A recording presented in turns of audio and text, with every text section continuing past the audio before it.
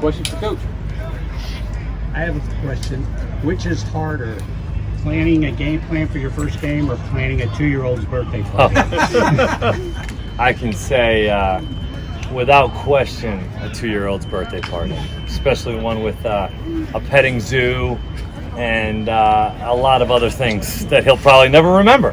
But it's good. About an hour prior to the actual party starting, we said, why didn't we just do this in Malibu Jacks and have somebody else deal with this? But it was fun. We had a great time. Are there any nerves now that it is game week and you're going to be back here in a few days? Not quite yet. I'm sure kind of that settles in a little bit more of the anxiousness, more Thursday, Friday as we kind of get to the later course of the weekend. Right now we're still so dialed in on, each play, each practice, each rep. It's too far out, I guess you could say, for us to kind of get into that way, or myself personally to get to that place. But I'm sure, getting back into Kroger Field and getting into our first game, I'm sure everybody will have a little bit of nerves, but probably hasn't hit yet. How's the energy been this week? Yesterday I thought was really good. Today was, a little bit up and down. There was a lot more plays in this practice than there was yesterday. A lot of things kind of accumulated in today's practice. But we got to be sharper. We got to be sharper than we were today. I think these guys understand that, and I believe they'll come out tomorrow with the right mindset and come out and execute at a high level. What about Dylan Ray's a guy who maybe exceeded expectations versus what you thought initially? What has he done to kind of rush you? Yeah, I mean, he had some really good things in training camp at times, and had some things he knows he can improve on. And there's times where he has some great sets, some great run blocks, some great fundamentals and techniques, and there's some other opportunities where we're scoring a touchdown, but he's not blocking the right guy or doing the wrong thing, and that comes with repetition. And I just told Dylan, hey man, for me to play, I just got to trust you. Just got to trust you. I know you're capable. I know you're a capable football player. I've really been impressed with the kid in a lot of ways, but I've got to be able to trust you with the game on the line, or to trust you to protect this quarterback at all times. How's the game planning process been going when you're getting with Devin? What's that working relationship been like? Yeah, he's been up probably about an hour before each day of meetings, to come up and really get ahead of the game plan. These guys have the call sheets. They have the information that we've already been able to come up with as, from a game plan specific standpoint.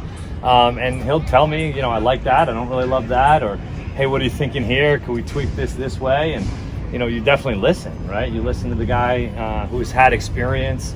There's some things that I feel strongly about and want to do, and there's things that, hey man, I can bend a little bit on that for him to be able to get what he's looking for. So it's been a good process, kind of bridging the gap between the two of us and some of the things that we've done in the past, and but he's pretty dialed into this game plan.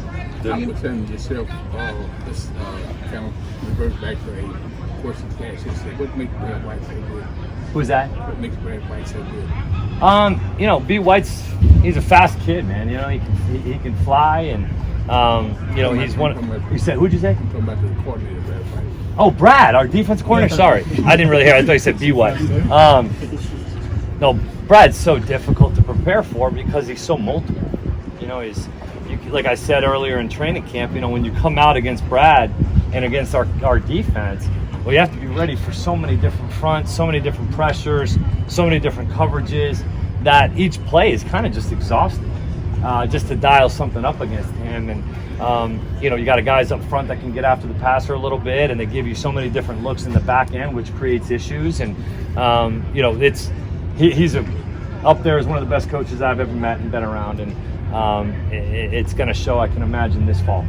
Coach, Ball State is returning three pretty good linebackers. Yeah. How has your offense kind of been adjusting for that in this week? Those are the guys that we have to be account for. Number 32, 40, and then the safety number 18 that will be playing as number 3. Those are the 3 best players on the field. They've also got a lengthy Sam linebacker, number 9. That's a really good player as well. That's the strength of their defense, in our opinion. Those are guys that we need to be ready for. We need to account for on all the plays. They're really fast over the top flow. They dissect things really well. They play disciplined. They're tough. They're physical. And probably don't get enough credit for some of the athleticism that they have in the back end. Even though they returned, had some guys go to the NFL, they have replaced them with some transfers and some guys that have played a lot of football, maybe not at this level, at a different level, but they're definitely guys that we can, see on the film as being tough, guys that, hey, we know that this team's going to be ready to play. Do you have any feel yet for how you guys will be in terms of playing clean, no pre-snap penalties, that kind of thing? That is literally the thing that I got up and spoke about yesterday.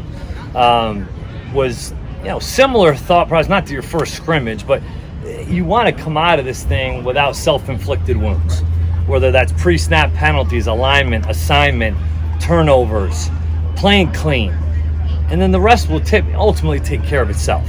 If you play hard, you play fast, you play physical, but you don't shoot yourself in the foot, typically good things happen. And that's been the huge message this week, is to play a clean game. To be out there, no pre-snaps, no turnovers. Let's really play sharp and be on the screws. And, like I said, things usually take care of themselves. Just in general, with all the movement, how hard are these week one games of the portal to prepare for these defenses where they have so many new guys that haven't played in that system yet?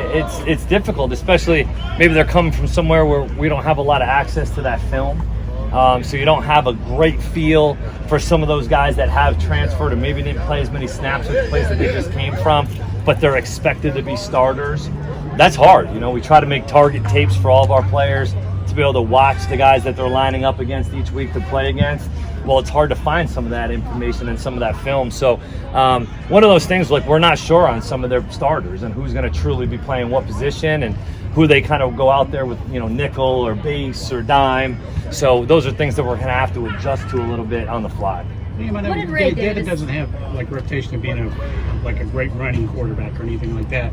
But how does he do on those second reaction plays when he has to extend a play? Yeah. How does he do that? That's one of the things he's probably most comfortable doing, is when he does have to get out of the pocket, move up, escape a little bit. He does a really nice job of breaking contain and remaining a passer. Those are one of the things that he does at a high level, where he keeps his eyes down the field. He can really see things. We can get some plays off scrambles. Those are one of the things that we're really looking forward to seeing, is instead of, hey, maybe he might not get the zone read or extend the play with his legs, but he can extend the play and keep things open down the field and keep some options open, which hopefully can help us moving forward. Does that go back to what you said about all receivers are eligible? All of them are alive. All of them. He can see the whole field. He can. He uses every inch of the field. And that's whether it's off drop back, whether it's off scramble, whatever it is.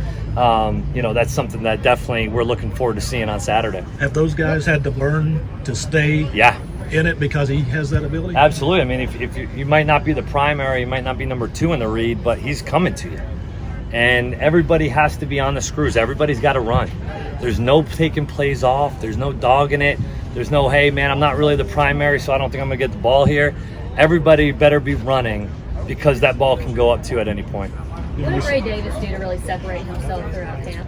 Ray's just so consistent. He's so consistent the way that he comes out to practice, plays every single day. He prepares at a high level. He's a kid that I trust to go out there and take care of the football, do the right things. And he's a really good runner. He makes for better blockers. He really sets things up well. He understands the tempo of the runs. I'm really excited to see what Ray can get going on Saturday, as well as the other backs. But, Ray's done a great job for us over the course of the last few weeks, and really since he's gotten here. What is it about MAC schools? They have that reputation of always giving Power 5 teams fits year in and year out. How does Ball State? It's a good conference. I was in the MAC for 2 years when we were at UMass before we got thrown out in 2014 and 2015. And you go play, and there's 5,000 people in the stands and not a ton of people. You're playing on Tuesday night. It's freezing cold, and nobody cares. They just go out and play football. A lot of the kids in the MAC, guys in the MAC, are from Ohio, from Pennsylvania, from, a lot in the Midwest, and people that love football. And I'm sure a lot of our players are going to be playing against guys that they might have played against in high school at some point, or in an all-star game or what have you. And they know that these kids are going to come ready to play. And, this is not anything that we can take lightly whatsoever. This is a really good football team. It's a well-coached football team. and it's a disciplined football team that we're not going to walk out there and just go walk all over these guys by any means. Okay, last one, John. Liam, we saw the video of Cole getting the scholarship Yeah. yesterday. What has he done to kind of separate himself in that room? What have you seen from him? Cole just comes to work every single day and literally just works his tail off. That's it. I mean, he does everything we ask him to do at a high level. And it's so rewarding to see a kid like that pays his dues, that works his tail off, that does everything right, that doesn't bust. And just all he does when he gets opportunities is make plays. And that's something that, you get rewarded for doing those things. It's typically a sign of a good program. Okay, thank you very much. Thanks, guys.